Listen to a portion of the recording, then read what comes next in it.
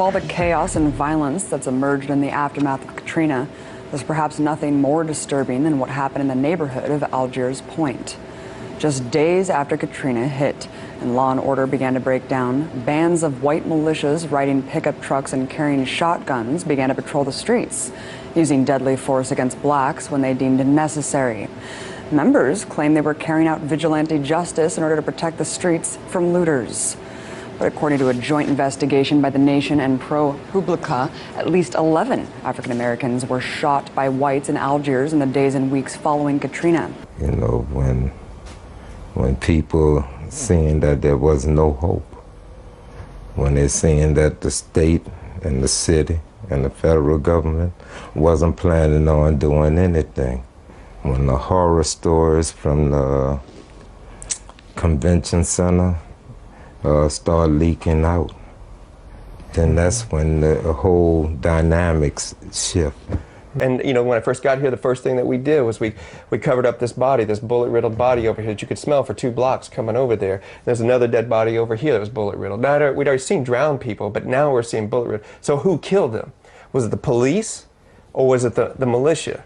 And so at the time, we didn't know which one it was because both of them were out of control. New Orleans police, long history of systemic racism, a systemic out-of-control police system. So basically, when I came to take up arms in a community that I was invited into with other people from this community, black people from this community, 2 white guys and 3 black guys from this community, took up arms to defend ourselves, defend the community against being killed by the militia. The other, as anybody who was desperate, was other and treated like dogs or less than dogs and like they should be killed. They called it pheasant season, shooting black youth. They were like, it's pheasant season. Hey guys, welcome back to my YouTube channel here. It's me here, Comrade Lavender here, and today I'm back with another anti-capitalism deep dive true crime YouTube video topic.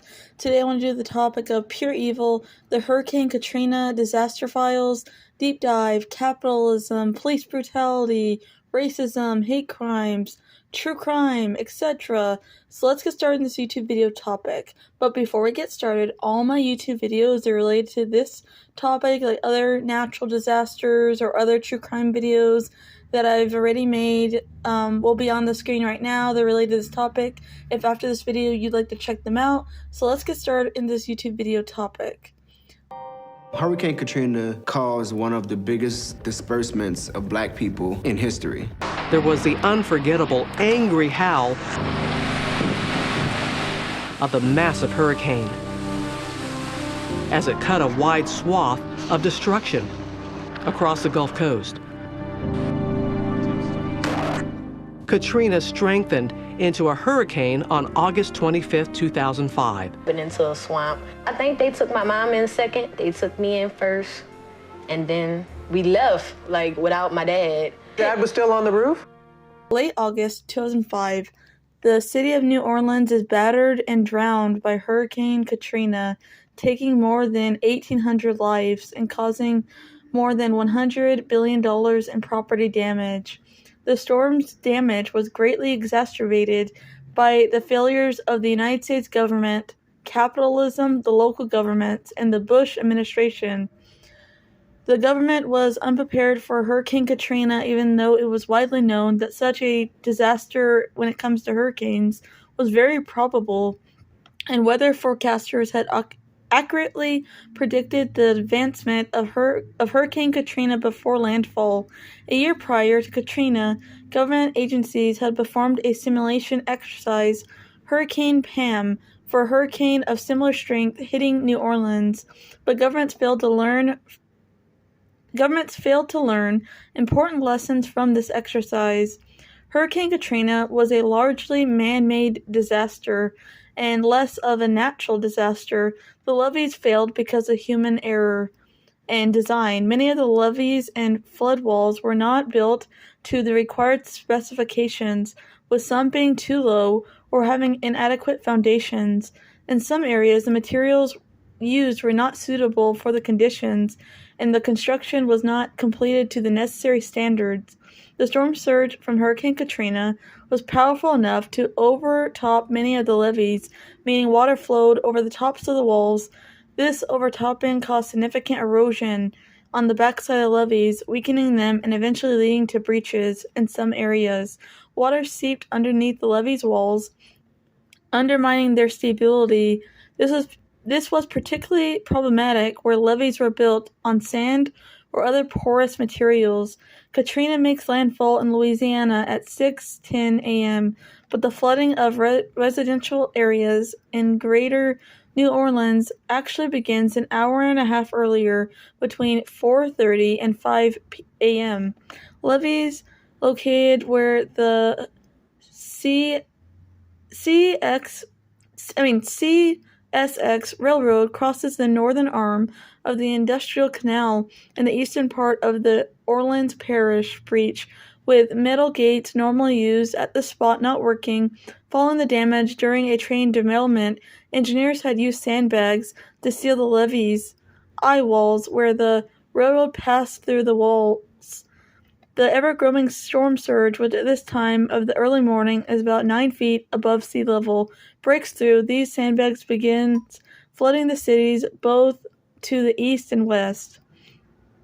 Before the storm's landfall, an 18-foot surge with waves develops in Lake Borge, peaking between 7 and 8 a.m. About 2 hours earlier, however, the westward directed waves on the lake rapidly started eroding the levees fronting the Mississippi River Gulf outlet. At about 6:30 a.m., with Hurricane's eye still south of the city, the surge in the funnel overtops the levees, and its banks start to flood. St. Bernard Parish and either side of the waterway. This exacerbates the flooding already coming from the MRGO breaches. Floodwater begins to rise even faster in the lower Ninth Ward around 7:45 a.m. The levees along the eastern side of the Industrial Canal's southern arm breach explosively. A head of water almost 20 feet high destroys houses in the immediate vicinity of the breach and pushes others off their foundations. The lower Ninth Ward begins flooding extremely rapidly, and a barge drifts through major parts of the breach, breaking the top 9 inches off the already failed concrete wall. All areas east of the breach flooded to about 12 feet above sea level. Since these areas lie below sea level, their houses are totally submerged in the water. Amid post-Katrina generosity came $1.4 billion in fraud. Hurricane Katrina brought out the best in some people, with volunteers and donations pouring in to help, but it mainly brought out the worst: scammers, cheats, fly-by-night contractors with their hands on some of the billions of dollars of relief and insurance dollars. Greed appears to have overcome common sense and empathy for many.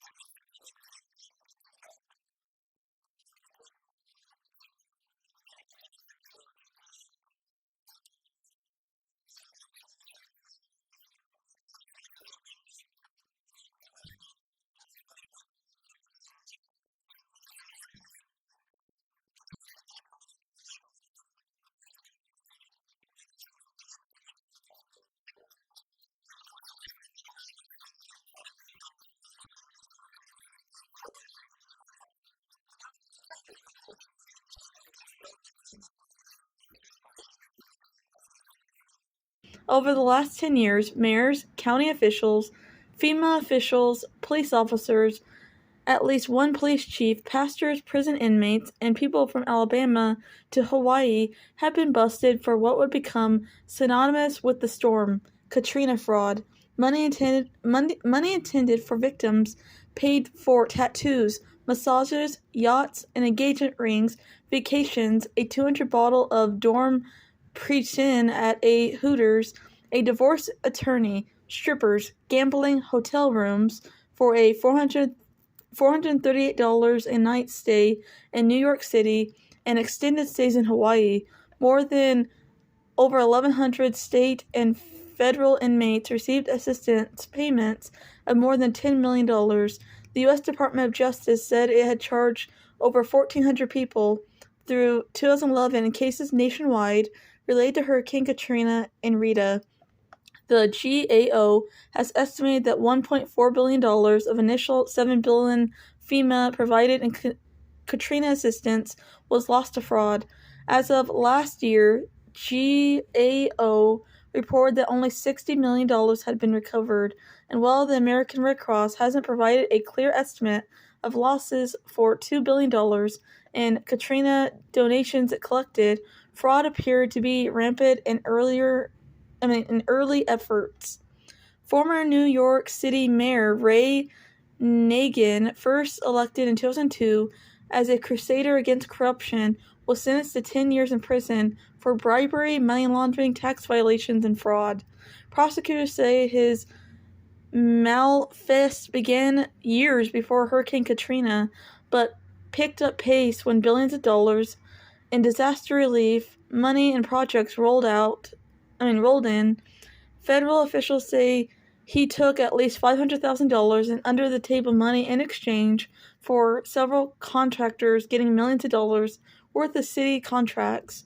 The New Orleans Police Department has a troubled history before Hurricane Katrina because, again, police only serve capitalism interests, and capitalism and the rich. In New Orleans today, a federal jury convicted 5 current and former police officers in the shooting deaths of unarmed civilians 6 days after Hurricane Katrina. Begad Shaban reports on the case that has focused national attention on police corruption. It's going to be all right because justice has been served. Sherelle Johnson has been waiting 6 years for this day. Her 17-year-old son, James Brissett, was on the Danziger Bridge looking for food when he and 5 other unarmed people were confronted by police. The officers claim they're responding to a report that gunmen were shooting from a bridge. The police opened fire as soon as they arrived. Brissett was shot nearly a dozen times. He and another man were killed. The officers then covered it up, falsified reports, and planted a gun at the scene. The New Orleans Police Department has a reputation for corruption and power-hungry officers and police brutality and racism long before Hurricane Katrina made landfall in the summer of 2005. The New Orleans Police Department has been rightfully demonized for its conduct during Hurricane Katrina. Numerous reports surfaced of officers using excessive force, including shootings, beatings, and harassment against residents in the chaotic weeks following the storm. The police officers who mobilized for the landfall of Hurricane Katrina on August 29, 2005, the police were still reeling from scandals from years earlier. In April 1996, police officer in New Orleans, Lynn Davis, was convicted of murdering a citizen who complained about police brutality. In 1995, another officer was involved in a restaurant robbery and shooting that left 3 dead, including a fellow officer. From 1995 to 1997, more than 500 police officers were investigated and more than 100 fired. For many left under pressure, more than 200 officers were later disciplined or fired for their conduct during the hurricane. The true crime cases of the New Orleans Police Department include the murder of Henry Glover, a 31-year-old African-American man. On September 2, 2005, he was shot by a police officer. Another officer burned his car with his body inside. The Henry Glover killing, exposed by A.C. Thompson of ProPublica, was followed by federal prosecutions and indictments in 2009. In a September 4, 2005 incident at the Danziger Bridge, 4 police officers shot an unarmed African-American pedestrians. 2 persons were killed and 4 others were wounded. Allegations followed about that New Orleans police officers assigned to investigate the shootings instead tried to cover up the incident, planting a gun, referred to by the co-conspirators as a ham sandwich. They couldn't take the animals. And at that point, my wife and I, we both decided to stay. The animals that was left behind, I made a promise to the people and the owners, the ones that was left, I released them within the hospital, well, actually the garage. It was that extended part of my family that they came to rescue. 20th anniversary coverage of Hurricane Katrina, the storm that changed us, takes a look tonight at the impact on the medical community. Evacuations and closures were especially difficult for people with chronic illnesses, but two former city health directors decided they needed to do something. Tonight, they reflect on their mission with Meg Ferris. Watched all the wind blow, the palm trees almost coming over, and all the debris in the patio. We were here when the eye came, and then the eye left. This is a flash flood warning. Went outside, walking around, people were starting to clean up. Nobody had any idea that the levees had fell and most of the city would soon be underwater. Here it comes, it's in the house. When you were seeing the accounts of what was going on back in New Orleans, you were in Baton Rouge, what went through your mind? Well, it was really unbelievable. It really was. It was incomprehensible just to see the damage and the devastation that had taken place in our city. Two former New Orleans health directors. One stayed in his home on the higher grounds of the French Quarter. The other knew she needed to leave hers in flood-prone New Orleans East. Still, each took action amidst the crumbled healthcare infrastructure in Hurricane Katrina's aftermath to make sure people got medical care. And as you'll see, it was a far cry from a traditional doctor visit. We actually went out in our cars. We had supplies. We were able to help and assist and all. So that's what we started out at. There were lots of people who, who didn't have their medication. We had people who were in treatment for cancer. They were in chemo treatment and they were disconnected. Back home, Dr. Sheila Webb learned she had 5 feet of water in her home. But now, as an evacuee in Baton Rouge, she knew her many patients there, evacuees themselves, who depended on the nonprofit primary care clinics, X-Health, where she's director, were now depending on her. God bless them, because there are a lot of people out here that are sick and don't even know they're sick, And without that trailer, X-Health, being over there, I really don't know where, a lot of us would end up. After the storm, Johnson & Johnson documented the innovation, the dedication of people displaced themselves, and how X-Health brought health care to the many who were displaced, many without private insurance. Even though we in Baton Rouge, I feel like I'm in New Orleans. The people are so warm. They were so glad to see me. It was a good feeling that they remember me, and I'm looking at all the familiar faces, and it is home. To be honest with you, this is the first touch of New Orleans I had since I've been gone. It really has. Even though everything here had been disrupted, you're still very mission-driven in terms of providing services. And now I am a nurse. That is my calling. Dr. Webb and her dedicated team went to shelters, FEMA trailer camps, churches, got a mobile unit, and later opened a clinic for the displaced. What would have happened to these people if it hadn't been for what you did? Care would have been delayed or possibly denied. Maybe conditions would have worsened. Hurricane Katrina claimed more than 1,800 lives, and the storm and subsequent flooding displaced more than 1 million people in the Gulf Coast region. Roughly 80% of Metro New Orleans was flooded, causing $125 billion in damages. Many of those areas still not repaired, and today marks 17 years since Katrina.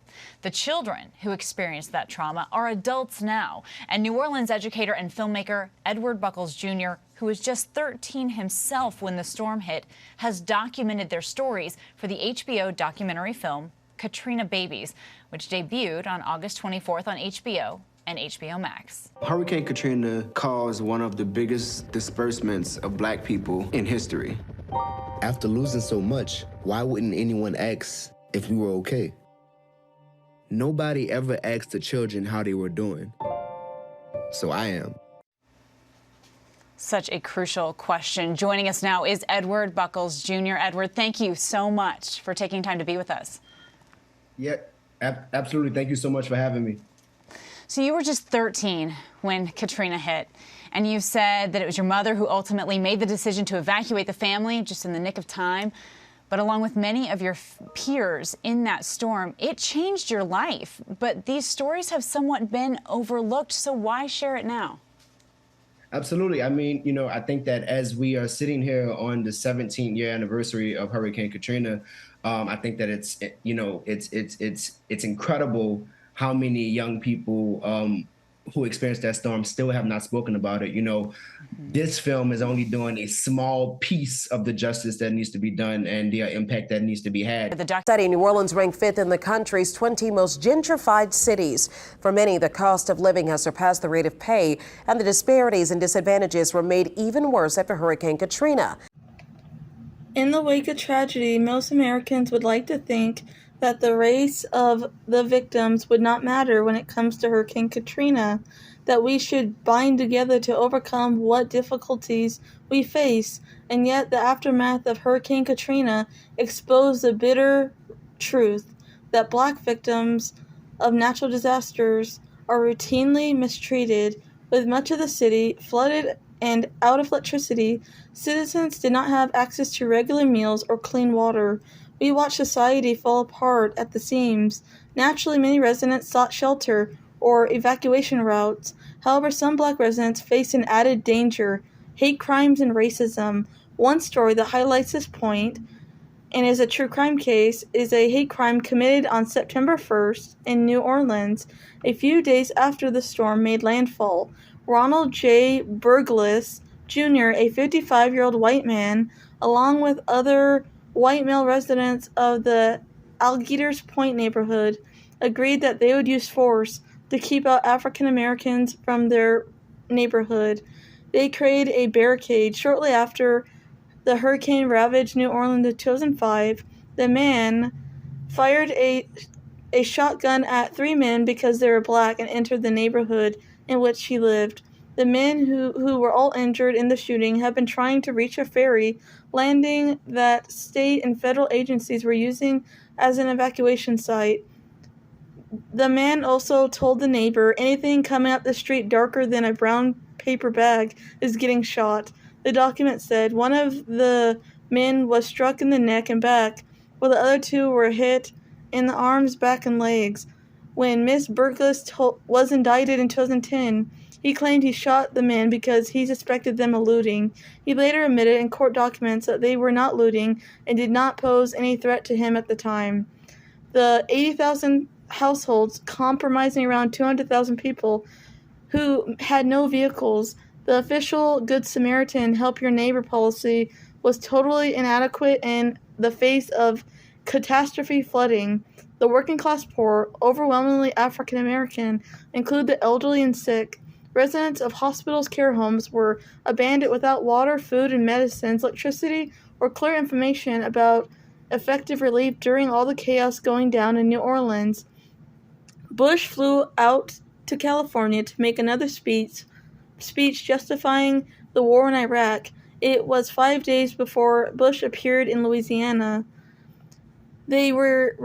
Funds were regularly diverted from the flood defenses to pork barrel projects such as land reclamation for farming and new port facilities, sponsored by local politicians, mainly Democrats. Last year, the Army Corps of Engineers requested $105 million for New Orleans flood defenses, which Bush cut back to $40 million. Moreover, since the flooding, reports suggest that the levees on the New Orleans canals collapsed due to defective construction.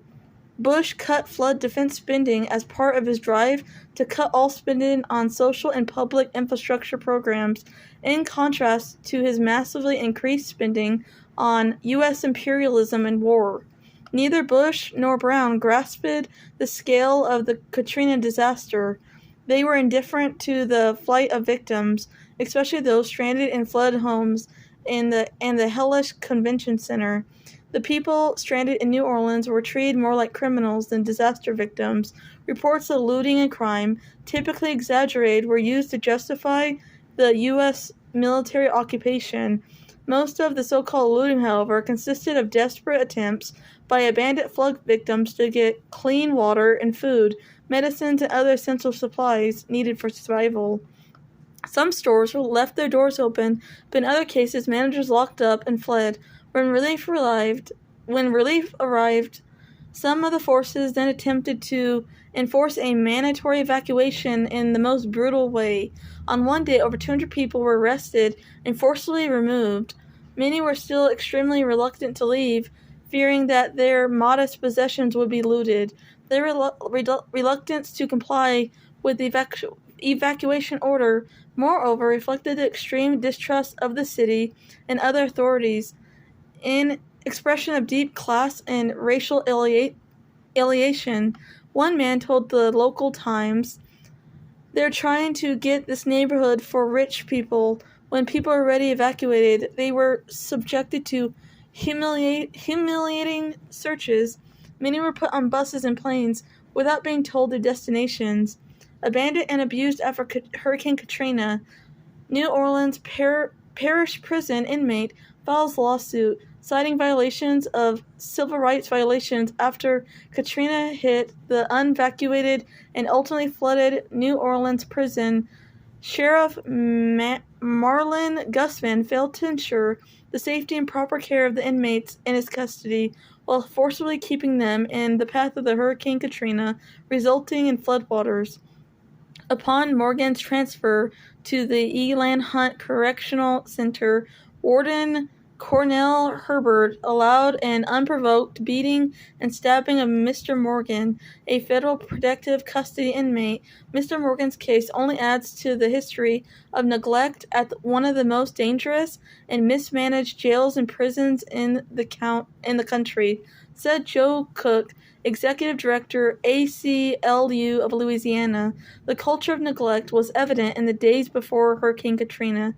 Even as the mayor declared the first ever mandatory evacuation, Sheriff Guzman kept 6,000 adult inmates in place and accepted others, including juveniles as young as 10 years old, from facilities to ride out the storm.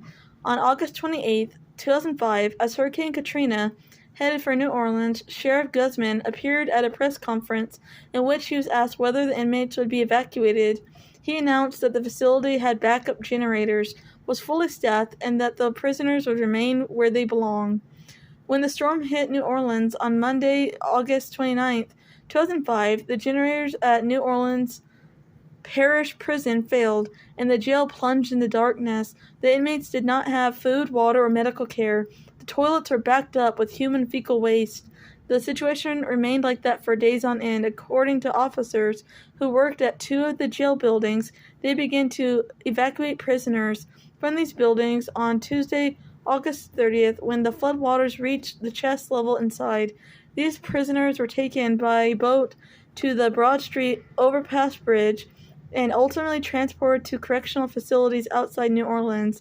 As the water began rising on the first floor, prisoners became anxious and then desperate. Some of the inmates were able to force open the cell doors, helped by inmates held in a common area.